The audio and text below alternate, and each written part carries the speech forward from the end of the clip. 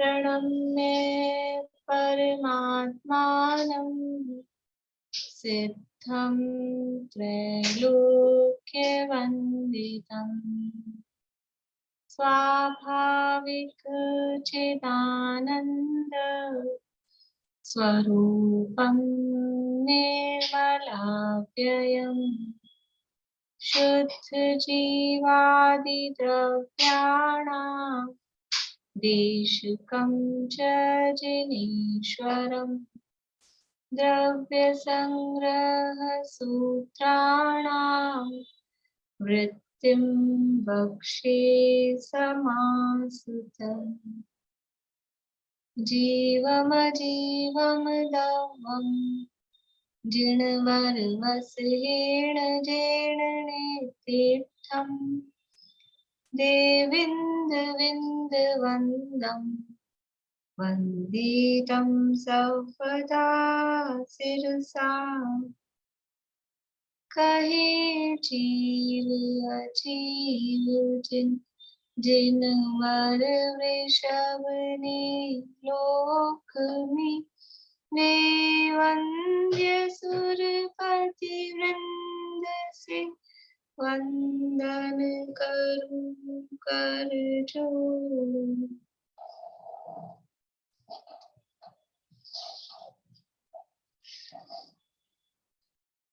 गाथा पाठ कर लेते हैं। सुमन जी आपने कहाँ तक बोली थी? द्रव्य संग्रह के अंतर्गत यहाँ ध्यान का प्रकरण चल रहा था और ध्यान के योग्य जो पदस्थ ध्यान थे उसके मंत्र बताए थे, कितने कितने अक्षर वाले मंत्रों का ध्यान करना चाहिए। उनमें तो वो जो पदस्थ ध्यान के वाचक जो पंच परमेष्ठी थे, उन पंच परमेष्ठियों का स्वरूप यहाँ पर बताया जा रहा है। तो अनंत परमेष्ठी का स्वरूप बताया गया और उसके बाद में अब सिद्ध परमेष्ठी का स्वरूप यहाँ पर बताने वाले हैं। देखिए 243 नंबर पेज है बृहद्रव्य संग्रह में। इस प्रकार यहाँ संक्षेप में सर्वज्ञ की सिद्धि जानना, लास्ट में नीचे से 5वीं 6ठी लाइन में सर्वज्ञ की सिद्धि की चर्चा अपन ने कर ली थी काफी दिनों तक और थोड़ी बहुत बिल्कुल मतलब उससे अनजान तो कोई भी नहीं रहा होगा, पूरी नहीं भी समझ में आई होगी तो भी कुछ इस तरह का प्रकरण है, कुछ तो ख्याल में आया ही होगा। यहाँ पर ये सर्वज्ञ की सिद्धि बताई। इस प्रकार पदस्थ पिंडस्थ रूपस्थ इन ध्यानों के ध्येय भूत सकल परमात्मा श्री जिन भट्टारक के व्याख्यान से ये गाथा समाप्त हुई। पीछे जो उत्थानिका दी थी, उत्थानिका मतलब हेडिंग जो दिया था गाथा का, शुरू किया था जब, तब भी 3 तरह की उत्थानिकाएं दी थी। देखिए पेज नंबर 236 पे, और वहां पर भी कहा था कि निश्चय ध्यान का परंपरा से कारणभूत जो शुभोपयोग लक्षण युक्त व्यवहार ध्यान है, उसके ध्येयभूत पंच परमेष्ठियों में से प्रथम अनंत परमेष्ठि का स्वरूप कहता हूँ। ये पहली पातनिका दी और फिर उसके बाद में जो सर्वपद नाम पद आदि पद जो 49 गाथा में जो कहे थे 38 16 56 में, उसकी टीका में जो कहे थे, उनके वाच्य जो पंच परमेष्ठी हैं उनके व्याख्यान में प्रथम ही श्री जिनेन्द्र का स्वरूप निरूपण करता हूँ। ये द्वितीय पातनिका थी और जो तीसरी पातनिका यानी तीसरी उत्थानिका थी या हेडिंग पदस्थ पिंडस्थ और रूपस्थ इन 3 ध्यानों के ध्येयभूत श्री अरहंत सर्वज्ञ का स्वरूप में दर्शाता हूँ। जो तीसरी हेडिंग थी ना, उसमें पदस्थ पिंडस्थ और रूपस्थ, तो रूपातीत ध्यान को क्यों नहीं लिया? रूपातीत ध्यान में सिद्ध भगवान का ध्यान है, सिद्ध परमेश्वर का ध्यान है, और यहाँ पदस्थ में अरहंत पद में स्थित या फिर वो जो पद थे 4 अक्षर का मंत्र है कि ओम मंत्र है, तो उस जो पद में स्थित अरहंत परमेश्वरी थे वो पदस्थ, और पिंडस्थ अर्थात जो शरीर में स्थित है, शरीर में स्थित सकल परमात्मा है वो पिंडस्थ, और रूपस्थ समावशरण में विराजमान शरीर से सकल परमात्मा जो अरहंत भगवान है वो रूपस्थ। ऐसे अरहंत भगवान का ध्यान करना। तो इन 3 ध्यानों के ध्येयभूत श्री अरहंत और सर्वज्ञ, यहाँ सर्वज्ञ शब्द विशेष रूप से उत्थानिका में दिया था क्योंकि टीका में आगे सर्वज्ञ की सिद्धि करने वाले थे, इसलिए श्री अरहंत सर्वज्ञ का स्वरूप मैं दर्शाता हूँ। ऐसे ये 3 हेडिंग यहाँ जो दी थी, जैसे अभी अपन ने उपनय और निगमन पढ़ा था, यद्यपि वहां तो वो सिद्ध करने वाली बात थी, लेकिन समझ लीजिए ये उत्थानिका है, ये हमको बात बतानी थी। अब लास्ट में आके वापस से वही बात की गाथा के अंत में कि इस प्रकार पदस्थ पिंडस और रूपस्थ इन ध्यानों के देहभूत सकल परमात्मा श्री जिन भट्टारक का व्याख्यान यहाँ पे किया। तो उसी बात को वापस से कहा। निगमन और उपनय निगमन में यही चीज थी कि वो जो बात अपन कहना चाह रहे थे उसको प्रूव करके और उसको वापस से कहना। तो वही बात, यद्यपि वो शब्द यहाँ नहीं लगेंगे, वो न्याय की भाषा में है, लेकिन उसी तरह की चीज जनरली होती है, तो वो न्याय की भाषा में उसको उपनय और निगमन ऐसे शब्द दिए थे। अब देखो श्री जिन भट्टारक का है, अपना शब्द पहले भी आया था, अरहंत भगवान को भट्टारक कहा जाता है, कहा जाता था प्राचीन परंपरा में। भट्टारक मतलब अरहंत परमात्मा, जिनेंद्र भट्टारक। लेकिन अभी उसका ऐसे बोलते हैं शब्दों के अर्थ लाघव, जैसे रुपए की वैल्यू गिर गई, पहले 1 रुपए में क्या क्या नहीं आ जाता था, अब तो 1 रुपया तो मतलब ही नहीं है, 100 रुपए का भी मतलब नहीं है।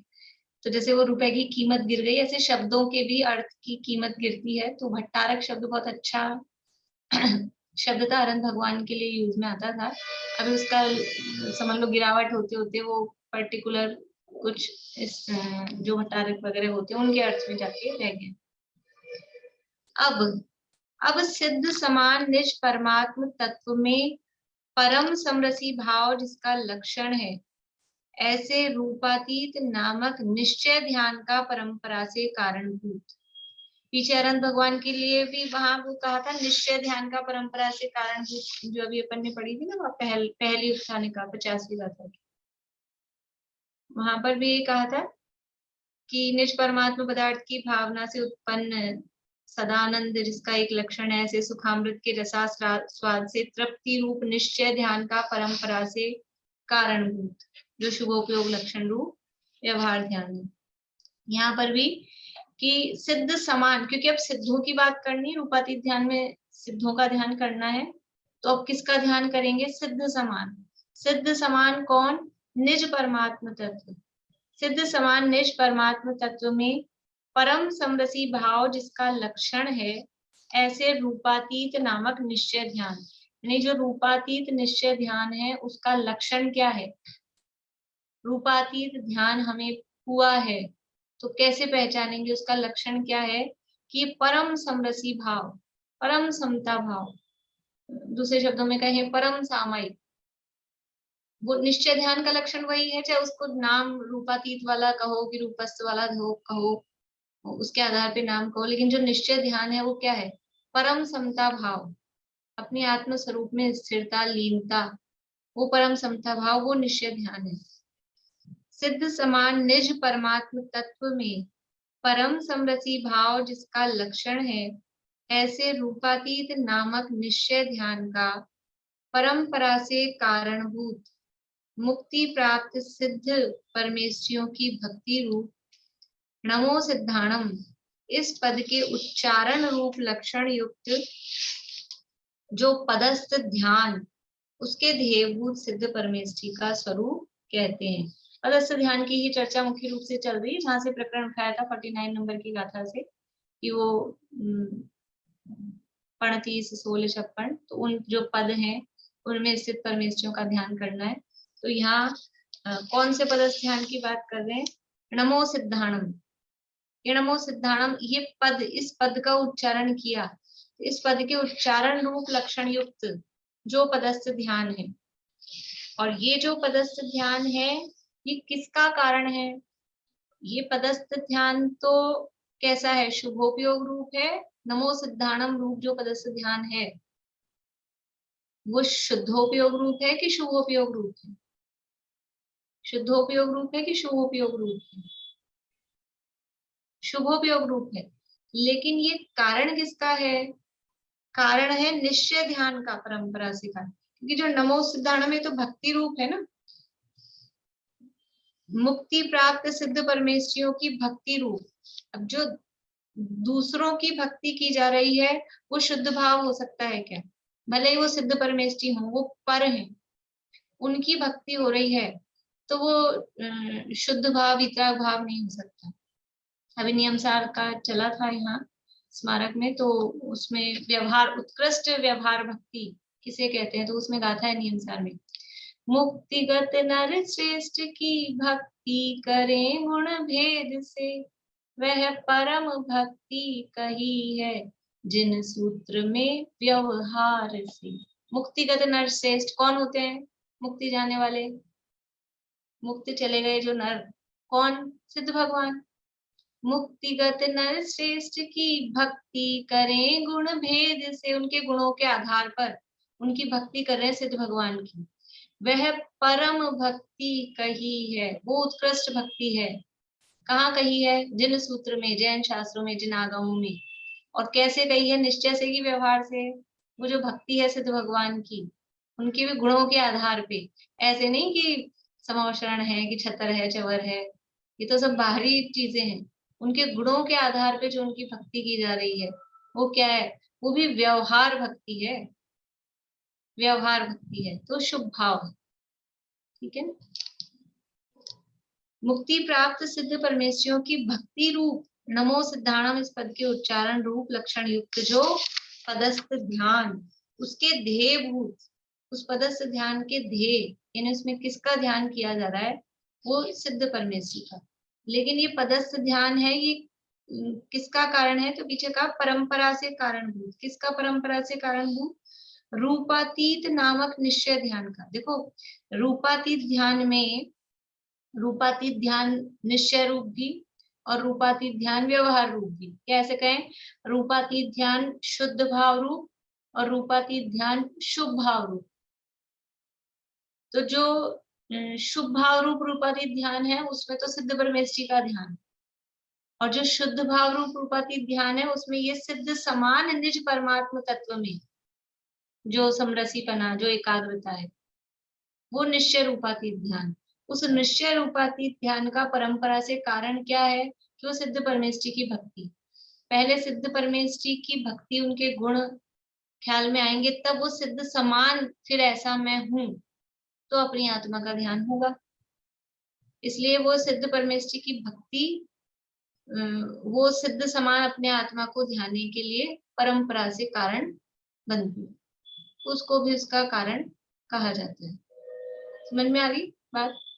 मतलब रूपातीत ध्यान को व्यवहार रूप से कहेंगे तो रूपातीत ध्यान में सिद्ध परमेश्वर का ध्यान है, लेकिन निश्चय में कहेंगे रूपातीत, तो ये जो स्पर्श रस गंध वर्ण जो पौद्गलिक रूप है, उससे अतीत जो मैं स्वयं शुद्धात्मा हूँ, उसका ध्यान, अपने अमूर्तिक आत्म स्वरूप का ध्यान, उसका नाम रूपातीत ध्यान। और व्यवहार में नमो सिद्धांत के आधार पर सिद्ध परमेश्वरी का ध्यान, वो व्यवहार से रूपातीत ध्यान। ऐसे पदस्थ ध्यान में भी, पिंडस्थ पदस्थ ध्यान में भी, बाहर में शरीर में स्थित अरहंत परमात्मा का, सकल परमात्मा का ध्यान किया, वो व्यवहार से है। और इस शरीर में स्थित अपने आत्मा का ध्यान किया, वो निश्चय से। पदस्थ ध्यान की रूपस्थ ध्यान, वो निश्चय से। अब सिद्ध समान निज परमात्म तत्व में परम समरसी भाव जिसका लक्षण है, ऐसे रूपातीत नामक निश्चय ध्यान का परंपरा से कारणभूत मुक्ति प्राप्त सिद्ध परमेश्वरों की भक्ति रूप नमो सिद्धाणम, इस पद के उच्चारण रूप लक्षण युक्त जो पदस्थ ध्यान, उसके ध्येय भूत सिद्ध परमेश्वरी का स्वरूप कहते हैं। अब यहाँ पर सिद्ध परमेश्वरी का स्वरूप कह रहे हैं। पीछे जो 14 नंबर की गाथा थी, वहां पर वो जीव के अधिकार, जीव के 9 अधिकार बताए थे दूसरी गाथा में। जीव के 9 अधिकार बताए थे, उसमें से एक अधिकार था सिद्ध है। तो वहां उस आधार पे, वहां यद्यपि स्वरूप वही सिद्ध भगवान का ही था, लेकिन वो सिद्ध समान अपना स्वरूप बताने के लिए वहां बात की। अभी यहाँ ध्यान के ध्येयभूत जो सिद्ध परमेश्वरी है, उनका स्वरूप यहाँ बताया जा रहा है। एक ही गाथा का पाठ करते हैं अपन। वंदना भाभी आप बोलिएगा फिर पीछे। नठठ कम देवो लोया लोयस जानो दट्ठा पुरिसायारो अप्पा सिद्धो जाए हलोयसिह रत्थो सिद्धरथो। वंदना अभी बोलिए, चालू। नठठ कम देहो लोया लोयस्य जानो तट्ठा पुरिसायारो अप्पा सिद्धो छायेह लोय सिद्धरथो। नठ अठ, नठठ है, नठ और अठ दो शब्द हैं। नठ यानी नष्ट कर दिया है, अठ यानी आठ। नठठ कम देहो, जो आठ कर्म है उनका, और देहो यानी शरीर का, यानी जिनके आठ कर्म और शरीर वो नष्ट हो गए हैं। सिद्ध भगवान की बात है, तो शरीर भी नष्ट हो गया है।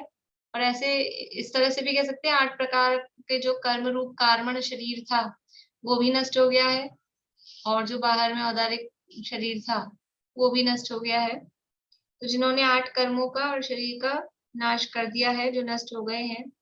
लोया लोयस्य जाणवो दट्ठा, और लोकालोक के, जाणवो यानी ज्ञायक हैं, जानने वाले हैं, और दट्ठा यानी देखने वाले हैं, दृष्टा हैं। लोकालोक के ज्ञाता दृष्टा हैं, मतलब लोकालोक के ज्ञाता हैं यानी अनंत ज्ञानी है, केवल ज्ञानी है, सर्वज्ञ है, एक ही बात है। और लोकालोक के दृष्टा है यानी अनंत दर्शन जिनके प्रकट हुआ है, केवल दर्शन जिनको प्रकट हुआ है। ये दर्शन और ज्ञान वो एक साथ होते हैं केवली भगवान के, यानी ज्ञानावरण कर्म का भी नष्ट हुआ, दर्शनावरण कर्म भी नष्ट हुआ। तो लोकालोक को जानने और देखने वाले हैं, जानो दट्ठा, उसके ज्ञाता और दृष्टा है। पुरिसा यारो अप्पा, और कैसे हैं? पुरुषाकार, पुरिसा यारो, पुरुष आयारो यानी पुरुष के आकार, अप्पा पुरुष के आकार का जो आत्मा है उनका। सिद्धो, ऐसी जो आत्मा है यानी जिसने 8 कर्मों को और शरीर को नष्ट कर दिया है, जो लोकालोक को जानने और देखने वाले हैं, और जो पुरुषाकार हैं, ऐसे जो अप्पा यानी आत्मा, वो कौन है? सिद्धो, वो सिद्ध है, ऐसी आत्मा सिद्ध है। और लोय सिहरथो, लोक के शिखर पर स्थित, लोय यानी लोक के, शिहर, शिहर यानी शिखर, सिहरथो मतलब संधि है, शिखरस्थ, सिहरथो शिखर पे स्थित है, लोक के शिखर पर जो स्थित हैं, जिन्होंने 8 कर्मों का नाश किया, नाश कर दिया, शरीर का नाश कर दिया, लोकालोक के ज्ञाता दृष्टा है, पुरुषाकार है, और लोक के शिखर पर स्थित है, ऐसे जो आत्मा है वो सिद्ध है। और क्या करना उनका, क्या करें उनका, ऐसे सिद्धों का? तो कह रहे हैं झायेह, उनका ध्यान करो। ऐसे जो सिद्ध हैं, ऐसे सिद्ध भगवान का ध्यान करो। देखो सिद्ध शब्द है ना, अरहंत शब्द तो फिर भी केवल जैन दर्शन में, जैन धर्म में मिलेगा मुख्य रूप से, लेकिन सिद्ध शब्द तो सब बोलते हैं। सिद्ध पुरुष हैं, ये सिद्ध पुरुष हैं, कोई भी महात्मा जी हो, कोई भी साधु संत हो, ये बहुत बड़े सिद्ध महात्मा है, ये सिद्ध पुरुष हैं। सिद्ध शब्द सबको यूज में लेते हैं। तो कौन से वाले सिद्ध का ध्यान करें कि कोई भी सिद्ध पुरुष आ जाए? चलता है दुनिया में, अन्य मतों में भी सिद्ध शब्द, ये बहुत बड़े सिद्ध पुरुष हैं, ऐसा चलता है। तो कौन से सिद्ध का, कि इसलिए यहाँ पे लक्षण बताया, ध्यान करना है ना, तो कहीं गलत का ध्यान नहीं करना। इसलिए जो 8 कर्मों से रहित हैं, शरीर से रहित हैं, लोकालोक को जानने देखने वाले हैं, पुरुषाकार रूप आत्मा है, और यहाँ दुनिया में चलते फिरते नहीं मिलेंगे कि लो ये सिद्ध पुरुष है, इनका ध्यान करो, चलते फिरते मिल जाए। लोक के शिखर पर स्थित है, ऐसे सिद्ध का ध्यान करने योग्य, ऐसे सिद्ध भगवान को तुम ध्यान करो।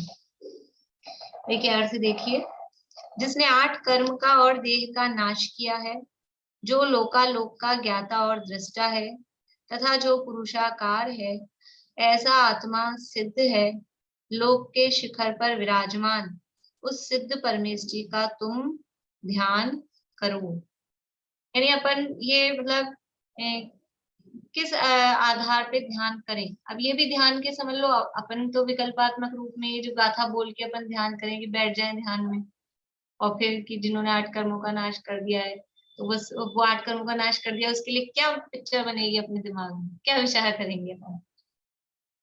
तो वो फिर थोड़ा सा वो जो भी जितना अपने को ज्ञान होगा, इसलिए ज्ञान पूर्वक ध्यान होता है। ज्ञान ही नहीं होगा तो ध्यान किसका करेंगे। अब ये तो गाथा तो याद कर लेंगे अपन, 8 कर्मों का नाश किया, शरीर से रहित है, लेकिन वो 8 कर्मों का नाश किया है तो वो 8 कर्म का भाव क्या, 8 कर्मों से रहित है का मतलब क्या, ज्ञानावरण से, दर्शनावरण से, तो वो कर्म क्या काम करते हैं, तो किस तरह से वो उससे रहित है। मोहनी अंतराय वेदनी आयु नाम गोत्र, शरीर से रहित हैं, लोकालोक के ज्ञाता दृष्टा हैं। अभी वो एक दिन किसके प्रवचन में वो गाथा चल रही थी, विधान में आई थी, विधान में आई थी, जो निधि पाकर निज वतन में गुप्त रह जन भोगते, तो ज्ञानी जन भी ज्ञान निधि पर संग तज के भोगते। इन्हीं अनुसार में गाथा है। मतलब क्या है कि कोई निधि, कोई खजाना किसी को मिल जाए, अब तो सब अलग अलग टाइप के लोग होते हैं, लेकिन तरीका क्या होता था, पुराने जमाने की बात है, किसी को धन दौलत खजाना मिल जाए तो वो अपने चुपचाप गुप्त रह के उसको भोगता था। एडवर्टाइजमेंट, प्रदर्शन, पंप एंड शो, दिखावा नहीं करता था। अपने को धन संपदा मिल गई, अपन आराम से रहो, दूसरों को दिखाने की बताने की जरूरत नहीं है। दूसरों को दिखाएंगे तो क्या होता है, बड़े पंडित साहब के वाक्य हैं इस तरह की, धन के प्रदर्शन से धन लुटता है, रूप के प्रदर्शन से शील लुटता है, और ऐसा ही है ज्ञान के प्रदर्शन से, इसका आगे का ध्यान है, मतलब इस तरह की 4-5 चीजें हैं उनके, ये प्रदर्शन की चीजें नहीं है। रूप का प्रदर्शन करेंगे तो क्या होगा, ये जो दुनिया में कांड होते हैं वो किस लिए होते हैं, ये गुप्त रहकर भोगने की चीजें हैं। जो अपने को मिल जाए निधि, तो दूसरों को दिखाना नहीं, अपने अपने में, जैसे पुराने लोग ऐसे बोलते थे, अंदर से ठोस रहना चाहिए, खुद ठोस रहो, दूसरों को दिखाने से क्या मतलब है। तो जो निधि पाकर निज वतन में गुप्त रह जन भोगते, तो ज्ञानी जन भी ज्ञान निधि पर संग तज के भोगते, दूसरों का साथ छोड़ के, अपनी निधि मिल गई तो यानी बैठे थे ना विधान में, तो सामने भगवान दिख रहे थे, और वो भगवान क्या कर रहे थे कि वो भगवान को निधि मिल गई, मस्त रह के भोग रहे हैं, खड़े हैं वहां इतने सारे भगवान, ध्यान में लीन मतलब अपने आत्मा में। और क्या कर रहे हैं भगवान, क्या कर रहे हैं मंदिर में बैठे बैठे, करते क्या है भगवान मंदिर में बैठे बैठे, क्या हमको दर्शन देने को बैठे हैं, दर्शन देते हैं, या फिर दर्शनों के लिए नहीं बैठे हैं, उनको निधि मिल गई है, उस निधि को भोग रहे हैं, अंदर अपने में मस्त हैं। कौन आ रहा है, ये तो अपने को ऐसा लग रहा है मंदिर में तो प्रतिमा है, ये प्रतिमा नहीं भगवान है। अगर समाव क्षण में होते तो कैसे होते, ये तो समाव क्षण का ही रूप है ना, समाव क्षण में विराजमान है भगवान।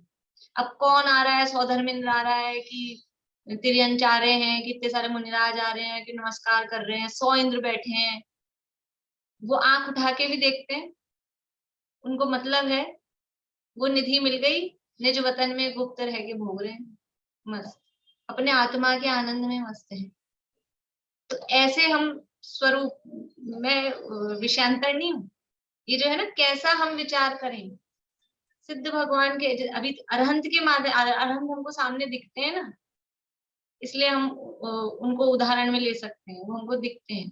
तब इस सिद्ध भगवान कैसे हैं, यहाँ तो शब्द लिखे हैं, नठठ कम देहो लोआ लोएस जानो दट्ठा, लेकिन हम विचार क्या करें, हम दर्शन करें, ध्यान करें, कुछ जाप करें, तो हम क्या विचार करें, कुछ उनका स्वरूप क्या ख्याल में आता है अपने, थोड़ा बैठ के जाप आपके नियम होते हैं, तो वो जितनी देर आपको जाप में देनी है उतनी देर बैठ के विचार करें, खाली वो मणिये फिरा देने में या मुंह से वो शब्द बोल देने में अगर स्वरूप ख्याल में नहीं आ रहा है तो कोई खास फायदा नहीं है। मैं ऐसा नहीं कह रही हूँ वो व्यर्थ है, लेकिन कोई खास फायदा नहीं है।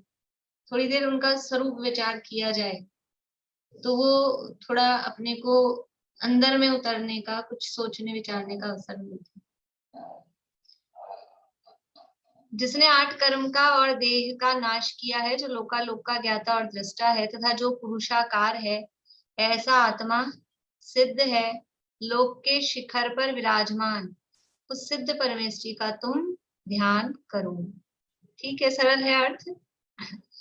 गाथा और पद्यानुवाद आज वो वाला, हाँ, आप लोगों पे आपके पास किसी के पास निकला हुआ है क्या दादा वाला पद्यानुवाद? हाँ, तो गाथा और पद्यानुवाद पर ध्यान के आप बोलिए दोनों चीज। नठठ कम देहो लोया लोयस जान ओ दट्ठा पुरिसायारो अप्पा सिद्धो छाएह लोयसिह रथो लोकाग्रथित निर्देह लोकालोक ज्ञायक आत्मा अठ कर्म नाशक सिद्ध प्रभु का ध्यान तुम नित ही करो। बढ़िया। इसके नीचे जो दिया है वो पद्यानुवाद भी पढ़ लेते हैं, जो अपने नीचे फुटनोट में दिया है। आठ कर्म नर देह नशा लोका लोक देखी जो ज्ञाय पुरुषाकार आत्मा सिद्ध ध्यावो लोक शिखर स्थित इद लोक देखी जो ज्ञाय। चलिए देखिए टीका देखते हैं। नठठ कम देहो, शुभ अशुभ मन वचन और काया की क्रिया रूप, ऐसा जो द्वैत शब्द के अभिधेय रूप कर्म कांड उसका नाश करने में समर्थ, ऐसे परम ज्ञान कांड द्वारा जिस ज्ञान कांड में से निर्शुद्धात्म तत्व की भावना से उत्पन्न रागादि विकल्पोपाधि रहित परम आह्लाद जिसका एकमात्र लक्षण है, ऐसा सुंदर मनोहर आनंद झरता है जो निष्क्रिय है और अद्वैत शब्द से वाच्य है, उसके द्वारा ज्ञानावरणादि 8 कर्मों और औदारिक आदि 5 शरीरों को नष्ट किया होने से जो नष्ट अष्ट कर्म देह है, अर्थात जिसने 8 कर्म और देह नष्ट किए हैं, ऐसा है। यानी इतना बड़ा वाक्य है, अभी फुल स्टॉप तो अभी भी नहीं आया है, अभी भी सेमीकोलन है। फुल स्टॉप तो पूरी टीका के भी काफी आगे बाद में जाके आएगा। ये इनकी विशेषता है बड़े बड़े वाक्यों की। देखिए क्या कह रहे हैं, न ठठ कम देहो, कैसा है शुभ अशुभ मन वचन और काया की क्रिया रूप, ऐसा जो द्वैत शब्द के अभिधेय रूप कर्म कांड, अभी छोटे छोटे वो लेके अपन देखते हैं, यहाँ से देखते हैं। कर्म कांड उसका नाश करने में समर्थ ऐसे परम ज्ञान कांड द्वारा जिस ज्ञान कांड में से निर्शुद्धात्मा की भावना से उत्पन्न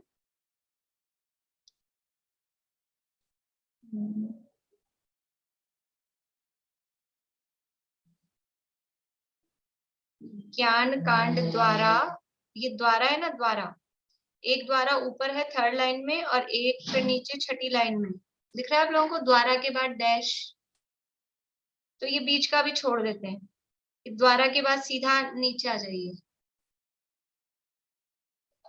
यानी परम ज्ञान कांड द्वारा कर्म कांड उसका नाश करने में समर्थ ऐसे परम ज्ञान कांड द्वारा, फिर नीचे आ जाइए 6ठी लाइन में, ज्ञानावरणादि 8 कर्मों और औदारिक आदि 5 शरीरों को नष्ट किया होने से जो नष्ट अष्ट कर्म देह है। समझ में आया? वो बीच में कुछ दूसरी बात लिंक की, इसलिए डैश लगा के 3 लाइन में दूसरी मतलब उसी को विशेषताएं बताई। यानी जिन्होंने ज्ञान कांड के द्वारा, ज्ञान कांड और ज्ञान कांड के द्वारा, ज्ञान कांड किसका नाश करने में समर्थ है? कर्म कांड। कांड क्या होता है? कांड शब्द कैसे मतलब अर्थ में लगता है अपने को, अच्छे अर्थ में कि बहुत कांड हो गए? कौन कौन से कांड होते हैं इंडिया में? कांड चलते ही रहते हैं। कोई ना कोई से कांड और कांड करना अच्छी बात नहीं है, लेकिन कांड का मतलब होता है, एक तो कई शब्द अर्थ होते हैं कांड के, तो समूहों के अर्थ में भी कांड आता है, क्रियाओं के अर्थ में भी कांड शब्द आता है। जैसे अपने शास्त्रों के नाम है गोमट सार जी, जीव कांड, कर्म कांड। तो क्या है कि जीव ने जो कांड किए हैं उनका वर्णन है कि क्या क्या कांड करके आया है जीव, और कर्मों के कांडों का वर्णन है। कांड का अर्थ जैसे इसमें पर्व के अर्थ में भी आता है ना, पोर जो गन्ने में होती है, गन्ने के जो जॉइंट्स होते हैं उसको भी कांड बोलते हैं। पर पोर एक क्या बोलते हैं, एक वो उसके जैसे ये एक एक वो बनते हैं ना, तो ये एक कांड हो गया। रामायण वगैरह यहाँ पोर बोलते हैं। रामायण वगैरह में वो लेसन्स को, चैप्टर्स को कांड, रामायण में से कांड है, जो अन्य मत वाली रामायण है ना, उस उनके चैप्टर्स के नाम कांड के आधार पे हैं। जैसे वो अशोक वाटिका कांड और इस तरह के वो कांड शब्द हैं। यहाँ कौन सा कांड है कि कर्म का कांड, कर्म ने जो कांड किए, यानी कर्म ने क्या कांड किए कि ये संसार में जो हमको भ्रमाया, रुलाया, घुमाया, निमित्त अपेक्षा कथन है। तो उस कर्म कांड का नाश करने में कौन समर्थ है? तो कांड का नाश करने के लिए कांड ही चाहिए। कोई कांड करता हो तो सीधा आदमी फिर उसको वश में नहीं कर सकता। कोई टेढ़ा हो ना तो उसको टेढ़े की वश में आता है फिर वो। तो ये कांड करता था कर्म, तो इसके कांड को सुधारने के लिए, इसके कांड को कंट्रोल में करने के लिए ज्ञान ने क्या किया कि ज्ञान ने कांड, ज्ञान कांड, जैसे को तैसा, जिसके सामने जोई, इसलिए ज्ञान कांड के द्वारा। प्रकरण बोल सकते हैं। हाँ, प्रकरण, प्रकरण भी एक अर्थ है, पर यहाँ तो वो कांड मतलब जो अपन अर्थ सोचते हैं ना कांड, उसी तरह का अर्थ है, उसकी क्रियाएं, उसके काम, वो कांड।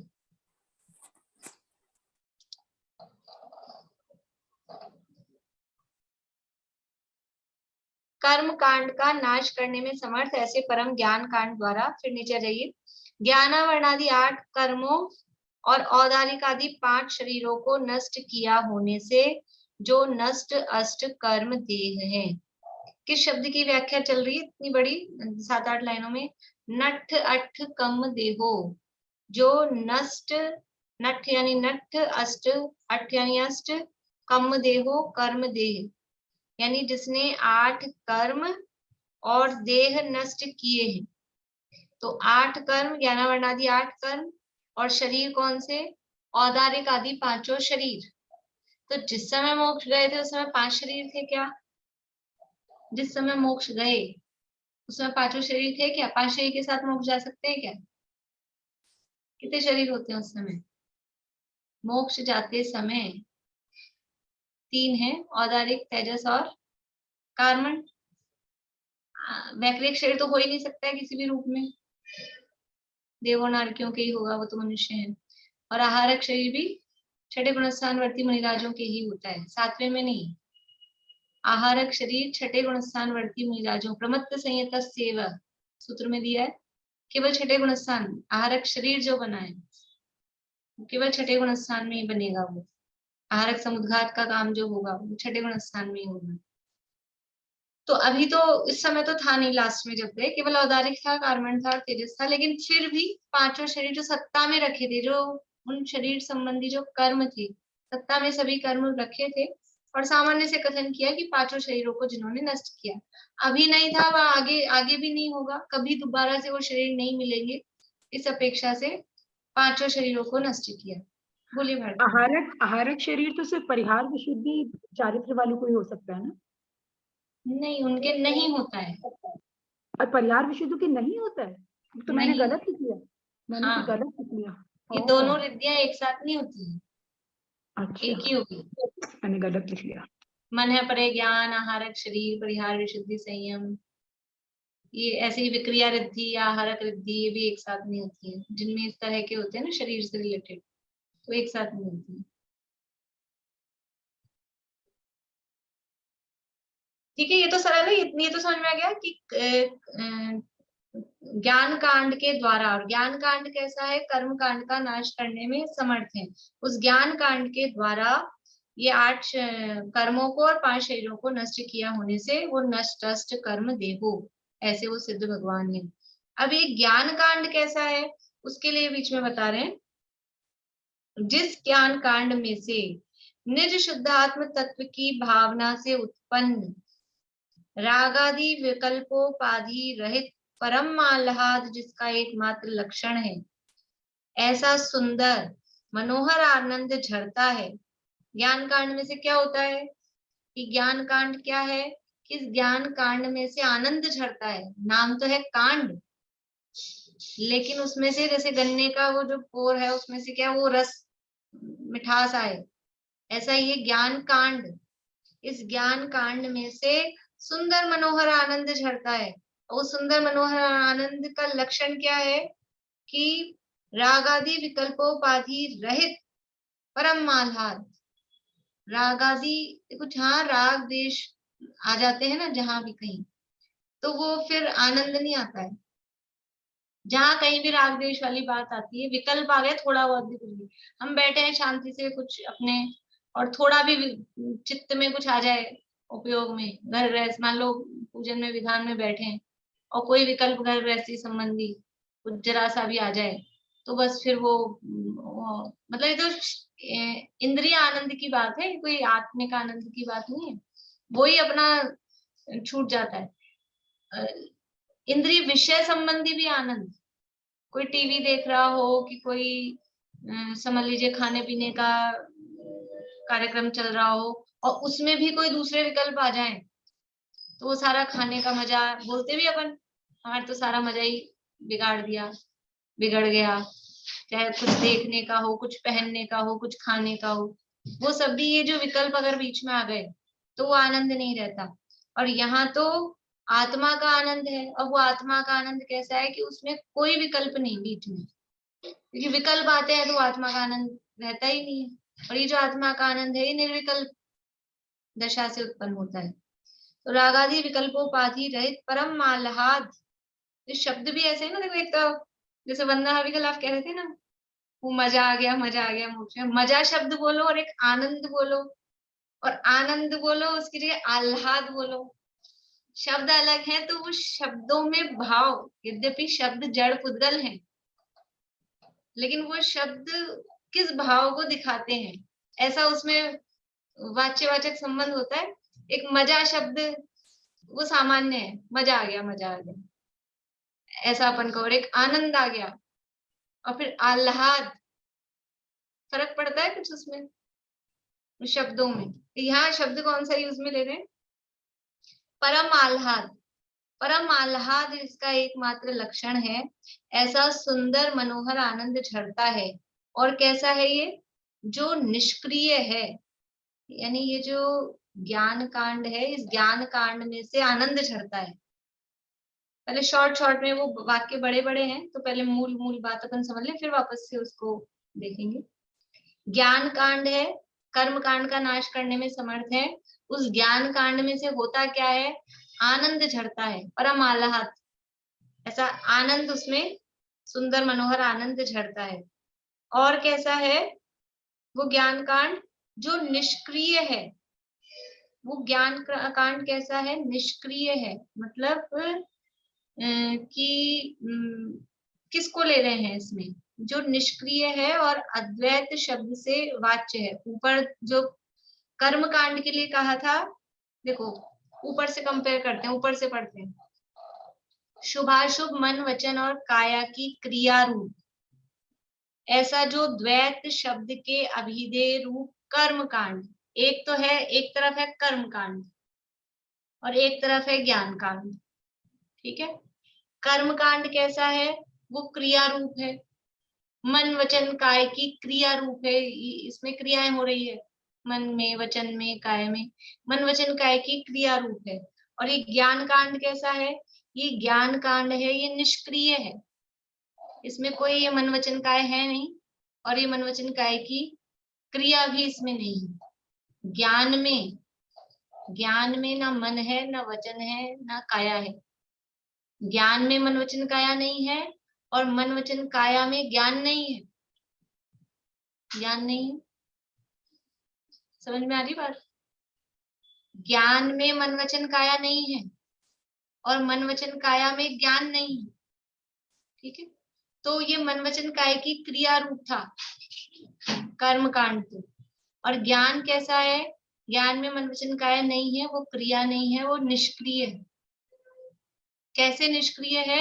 मन वचन काया की क्रिया के अभाव रूप है, वो उसमें नहीं है, इसलिए वो निष्क्रिय है। फिर ये कैसा था कर्म कांड? ये द्वैत शब्द के अभिधेय रूप, ये कर्म कांड है, ये इसमें द्वैत है क्योंकि क्रिया हो रही है ना, मन की क्रिया, वचन की क्रिया, काया की क्रिया, तो इसमें द्वैत मतलब भेद पड़ रहा है। कर्म कांड में भेद है, वो भेद रूप है, द्वैत है उसमें। द्वैत का मतलब होता है अलग अलग पना, दो पना, दो मतलब अनेक पना, समझ लो। एक कर्म कांड है वो द्वैत रूप है, और ये जो ज्ञान कांड है ये कैसा है? जो अद्वैत शब्द से वाच्य है, ज्ञान है वो अभेद अखंड एक है, उसमें द्वैत नहीं है। देखो किसी को जीतना हो तो अपन दूसरे में भेद डालने वाली बात नहीं, अपन अभेद रहेंगे तो दूसरे को जीत पाएंगे कि अपने ही भेद टुकड़े होते रहे, अपने में ही फूट पड़ जाए तो दूसरे को जीत पाएंगे? दूसरे को जीतने के लिए कैसा चाहिए? एकता चाहिए, अभेदता चाहिए, अखंडता चाहिए। और दूसरे को जीतने के लिए उसको क्या करना है? अपने को उसमें भेद फूट डालो और राज करो।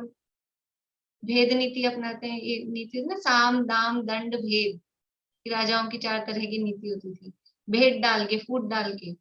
तो वो जिसको जीतना है, जिसका इसने नाश किया है, वो कैसा है? वो तो द्वैत वाला है, वो तो भेद वाला है, उसमें तो भेद है। और जो जीत रहा है ऐसा वो ज्ञान, वो कैसा है? वो अभेद है, अखंड है, अद्वैत है। तो अद्वैत होने से वो मजबूत है, पावरफुल है, और जो भेद वाला है, द्वैत वाला है, वो कमजोर है।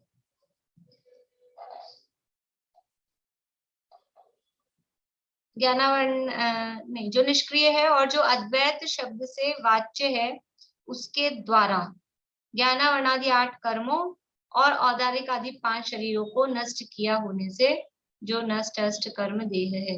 बोलिए वर्षा। होगी द्वैत का मतलब कर्म कांड से लिया गया है यहाँ। अद्वैत तो ज्ञान कांड से लिया गया द्वैत है। का अर्थ कर्म कांड नहीं है, लेकिन कर्म कांड को यहाँ द्वैत रूप बताया है, मतलब वो भेद रूप है ऐसा।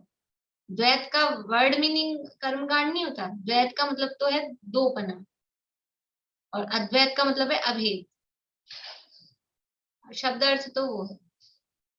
तो अपन ऊपर से पढ़ते हैं फिर से एक बार। शुभ अशुभ मन वचन और काया की क्रिया रूप ऐसा जो द्वैत शब्द के अभिधेय रूप कर्म कांड, यानी द्वैत शब्द का अभिधेय मतलब उसको बताने वाला जो कर्म कांड है। द्वैत शब्द के अभिधेय रूप, द्वैत शब्द को का अभिधेय का अर्थ विषय भी होता है, तो द्वैत शब्द का जो विषय है उसको बताने वाला है ऐसा कर्म कांड। ये जो कर्म थे, देखो 8 कर्मों की बात है ना, इसलिए वो कर्म कांड। अब कर्म कांड में क्या क्या लेना? कि जो कुछ भी प्रकृति बंध, प्रदेश बंध, स्थिति बंध, अनुभाग बंध, बंध, सत्ता, उदय, उदीर्णा, उत्कर्षण, अपकर्षण, संक्रमण, उपशांत, निधत्ति, निकाचित, ये सब कर्म कांड है। ये सब कर्म कांड ही तो है जिसमें कर्म नाच रहा है, कर्म खेत तमाशा दिखा रहा है, उसके कांड है, ऐसे बोलते हैं अपन। कल तो हमारे घर में बंदर आ गए और क्या क्या कांड कर दिए। और ऐसे होता है, बंदर आ जाते हैं, अपना दरवाजा खुला रह जाए, फिर देखो उनको मिल जाए, फ्रिज खोल दिए, और फिर क्या क्या, फिर क्या करते हैं? कांड कर दिया। क्या कांड कर दिया? कि उन्होंने जो कुछ भी उठा पटक, उछल कूद, तो ये कर्म आत्मा के साथ में अनादिकाल से संबंधित थे। तो क्या क्या इन्होंने तमाशे किए कि बंद हो गया, सत्ता है, उदय हो रहा है, उदीर्णा हो रही है, उत्कर्षण हो रहा है, अपकर्षण हो रहा है, संक्रमण हो रहा है, निगत्ति रूप है, निकाचित रूप है, ये सारे, ये सब कर्म के कांड है। स्थिति पढ़ रही है, अनुभाग पढ़ रहे हैं, कितनी कितनी क्या क्या, ये सब कर्म के कांड। शुभाशुभ, और ये जो कर्म कांड है ये किसके मतलब इसमें देखो मन वचन काया की क्रिया को क्यों लिया है, क्योंकि कर्म जो बंधे हैं, कर्म बंधे हैं, उसका कारण क्या है, कर्म बंध का कारण क्या है, बोले सुनीता आंटी। आत्मा में प्रदेशों में मन वचन काय के निमित्त से वो होना, चंचलपना, परिस्पंदन होना। एक शब्द जवाब, आपका जवाब सही है लेकिन उसके लिए एक शब्द देना है आपको। परिस्पंदन होना, आत्मा में परिस्पंदन होना, मन वचन काय के निमित्त से। मतलब हलन चलन होता है। देखा अभी विभाव भाव, आत्मा से विपरीत विभाव भाव से कर्म। मीना चाची, ये योग जो होते हैं ना, मन वचन काय के रूप जो योग होते हैं उससे जो बनता है स्थिति अनुभाव, मन वचन काय की बंद जो हो रहा है, तो बंद क्यों हो रहा है, बंद क्यों हो रहा है, बोलिए भाई साहब। आत्मा जब अपने में नहीं रहता है तो जो बंद होता है, बाहर में जो इन्वॉल्व होता है बंद होता है। जवाब अपने में रहेगा तो कोई बंद। आप लोगों के जवाब सही है, जवाब गलत नहीं है, लेकिन मुझे पर्टिकुलर एक शब्द चाहिए। बोलिए वर्षा। एक वस्तु में अनेक वस्तु का ज्ञान हो रहा है। मोह राग द्वेष के परिणाम होने से। नहीं नहीं नहीं, चलिए मैं ही बता देती हूँ, लास्ट है एक। चलिए रजनी जी बोलिए। आवाज ही नहीं आ रही आपकी, जोर से बोलिए। नहीं, मतलब जवाब गलत नहीं है, जवाब सबके सही है, लेकिन मेरे को जो शब्द चाहिए। बंद क्यों हो रहा है, क्योंकि आश्रव होता है तो बंद होता है ना, आश्रव पूर्वक ही बंद होगा ना, कर्म आएंगे तभी तो बंद होगा। तो वो सुनीता आंटी जहाँ घूम रही थी ना, वो वही थी बात तो, लेकिन वो शब्द नहीं आया था। ठीक है, तो यहाँ ये मैं इसलिए बोल रही हूँ कि यहाँ ये दिया है तत्वार सूत्र में, जो आश्रव के संबंध में दिया, काय वांग मनः कर्म योग स आश्रव, और यहाँ दिया है मन वचन काय की क्रिया रूप। तो वो जो आश्रव हुआ ना, वो आश्रव, और उस आश्रव के कारण वो कर्म बंद हुआ। ये मन वचन काय की क्रिया, वो योग है, वह आश्रव है। काय वांग मनः कर्म योग है, स आश्रव है, वो योग है, वही आश्रव है, वहां उस आधार पे लेना। तो चाहे शुभ हो और अशुभ हो, दोनों लिया। शुभ अशुभ मन वचन काय की क्रिया रूप, ऐसा जो द्वैत शब्द के अभिधेय रूप, यानी अशुभ, केवल अशुभ क्रिया को नहीं लिया कर्म कांड में कि वो कर्मों के आश्रव बंध का कारण है। शुभ क्रिया भी, अशुभ तो है ही है, शुभ अशुभ दोनों, शुभ अशुभ मन की, वचन की और काया की क्रिया रूप, ऐसा जो कर्म कांड, और वो कर्म कांड क्या है, द्वैत शब्द के अभिधेय रूप है, वो द्वैत शब्द के संबंधित है, द्वैत शब्द से संबंधित है, यानी अलग अलग उसमें अनेक प्रकार हैं। उसका नाश करने में समर्थ ऐसे परम ज्ञान कांड द्वारा, सामान्य ज्ञान कांड नहीं, परम ज्ञान, इतना कर्मों ने उत्पाद मचाया है, तो उसका नाश किसके माध्यम से होगा, परम ज्ञान कांड। परम ज्ञान कांड द्वारा, जिस ज्ञान कांड में से निर्शुद्धात्म तत्व की भावना से उत्पन्न रागादि विकल्पोपाधि रहित परम आह्लाद, जिसका एकमात्र लक्षण है, ऐसा सुंदर मनोहर आनंद झरता है, जो निष्क्रिय है और जो अद्वैत शब्द से वाच्य है। कर्म कांड था, वो द्वैत शब्द से वाच्य था, ये अद्वैत शब्द से वाच्य है। उसके द्वारा ज्ञानावर्णादि 8 कर्मों और औदारिक आदि 5 शरीरों को नष्ट किया होने से जो नष्ट अष्ट कर्म देह है, अर्थात जिसने 8 कर्म और देह नष्ट किए हैं, ऐसा है। ऐसा ये नठठ कम देहो, जिन्होंने 8 कर्मों को और शरीर को नष्ट किया है। तो वो 8 कर्म कैसे थे, उस 8 कर्मों की पहले वो बताइए, जैसे रावण की विभूति बताएं, रावण का वर्णन करें कि रावण कितना बलशाली था, और फिर उस रावण को जीतने वाले रामचंद्र जी। तो ऐसे ही ये कर्म कैसे कि कर्म कांड, वो कांड करने वाले, उनकी समझ लो थोड़ी भयानकता, उनकी विभत्सता बताने के लिए ये कर्म कांड। और उस कर्म कांड को नाश करने में समर्थ वो कौन है? वो महाबलवान योद्धा, वो ज्ञान कांड। समर अधिकार में नाटक समस्या में वो छंद है, संवर अधिकार का पहला ही छंद है, उसमें ऐसे है रणथंभ तोड़ीदार और आयो सवायो बल फोड़ के मूछ मरोड़ के, इस तरह के शब्द हैं उसमें। पहला जो छंद है ना उसमें, कि वो मैदान में वो संवर ने पूरी दुनिया को अपने, सॉरी आश्रव ने पूरी दुनिया पे अपना वश कर रखा था, और फिर अब संवर ऐसा योद्धा वो आया, कैसे कैसे प्रकट हुआ कि आया मूछ मरोड़ के, सवाया बल फोड़ के, मतलब उससे सवाया आएगा जब भी तो जीत पाएगा। जो सामने योद्धा है पहले उसकी बलवत्ता दिखाई आश्रव की कि वो कैसा बलवान है, और अब जो नया आया है इसको जीतने के लिए उससे सवाया होगा, शेर को सवा शेर, तभी तो जीत पाएगा। तो ऐसे ही एक कर्म कांड था, वो द्वैत रूप था, उससे सवाया मतलब उससे अधिक बलशाली परम ज्ञान कांड, वो अद्वैत रूप ज्ञान कांड है।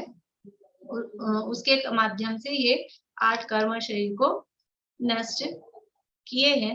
इस प्रकार से ये एक विशेषण ये भी लेते हैं अपन, आगे की चर्चा फिर कल करेंगे। अभी वो लोग आकुलित हो रहे होंगे सबको, जिन्होंने पेपर सबमिट किए होंगे। चलिए, अभी किसी को प्रश्न तो नहीं है? जैसे निर्वाण कांड भी आता है ना, तो उसमें कांड क्यों कहते हैं उसे? हाँ, कांड मतलब समूह है ना, जो जो निर्वाण गए हैं उनको हम समूह रूप में वहां पर याद कर रहे हैं, वो निर्वाण कांड। कांड शब्द समूह के अर्थ में भी है, वो पर्व के अर्थ में भी है, अलग अलग अर्थों में। अब लोक में दुनिया में वो समझ लो खराब अर्थ में ज्यादा प्रचलित हो गया है, कांड घोटाले के अर्थ में। बोलिए रेणु जी। मैम पेपर ना वो दोबारा दी तो फिर वो वेरीफाई का, तो वो जो आपने जो ट्रैक्टर का दिया था ना वो तो नहीं हुआ, ऐसे ही गया है, तो वो मिल गया होगा ना आपको, आप चेक कर अभी मैं लीजिएगा। देख के बता दूंगी।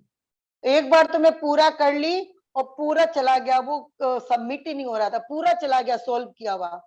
अब ये आपको सभी फोन तो ऑनलाइन के काम होते हैं ना, तो इसमें ये तो अपसेट आपको हो गई सबमिट, मैं पेपर बनाती हूँ ना, मैं टाइप, मेरे को भी मैं मतलब बोलना नहीं चाहिए, लेकिन मैं टाइप करती हूँ, मेरी पूरी पूरी लाइनें उड़ जाती है, पूरा पूरा गायब हो जाता है, कभी कुछ का कुछ हो जाता है। ये तो इनमें ऐसा होता ही है, चलता है नहीं, काम। फिर भी मैं बोली कि आपको पूछती हूँ कि कोई और कोई कारण है क्या, इसीलिए फोन किया मैंने।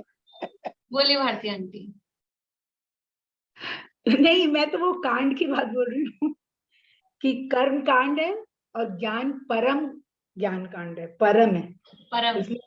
हाँ, तो जो उसे निर्वाण वो परम है ना, कहते हैं, इसलिए सवाया है, उससे परम लगाया है ना उसके आगे, उस सवाया, शेर को सवा शेर, साधारण नहीं है, उसके बराबर भी नहीं है, उससे सवाया है, इसलिए परम ज्ञान का। और इसकी करेंगे अभी, समझ लो चर्चा, लगेगा मन तो कल और करेंगे इसकी चर्चा। जैसे मैम पेपर आलात अच्छा था। आलात से भी ज्यादा अच्छा परम आलात है ना। मैम पेपर अच्छा था, लेकिन वो जो हाँ ना के क्वेश्चन में बहुत कंफ्यूजन हो जाता है। चलिए, आज मैं टाइम ये लेट रखा, मुझे लगा जिनको पेपर देना है वो पहले टेंशन फ्री हो जाएंगे, तो शांति से क्लास में बैठ पाएंगे, इसलिए मैंने आप लोगों से बिना राय किए टाइम लेट कर दिया था। चलिए, जिनवाणी स्थिति करते हैं।